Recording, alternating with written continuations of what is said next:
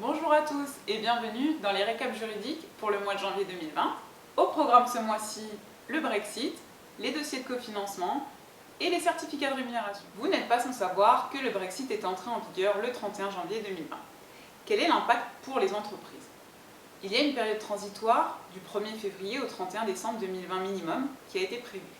Par décision conjointe entre le Royaume-Uni et l'Union européenne, la période transitoire pourrait être prolongée une fois pour une durée minimale d'1 à 2 ans.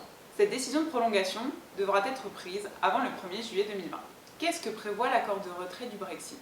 L'accord de retrait préserve le droit de séjourner et de poursuivre les activités actuelles des citoyens de l'Union au Royaume-Uni et des ressortissants du Royaume-Uni dans les pays de l'Union européenne.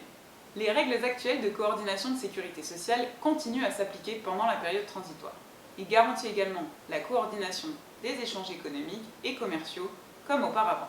Donc pour l'instant, pas d'impact réel pour les employeurs luxembourgeois vis-à-vis de leurs salariés ressortissants du Royaume-Uni et inversement. La question est maintenant de savoir quelles relations vont entretenir l'Union européenne et le Royaume-Uni après cette période transitoire.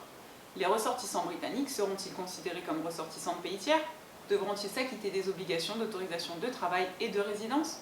Autant de questions qui se verront négociées entre l'Union européenne et le Royaume-Uni au cours de leurs relations futures et sur lesquelles RH Expert ne manquera pas de vous tenir informé. Concernant les petits rappels RH, pensez à remettre les certificats de salaire à vos salariés. Ces derniers en auront besoin pour remplir leur déclaration fiscale qui est à remettre avant le 31 mars 2020. Si vous faites une demande de cofinancement auprès de l'INFPC, pensez à demander les certificats de masse salariale et de salariés occupés. Ils seront disponibles sur le site du Centre commun de sécurité sociale à partir du 15 février. Voilà, c'est tout pour aujourd'hui. C'était les récaps du mois de janvier et on se retrouve le mois prochain. À bientôt!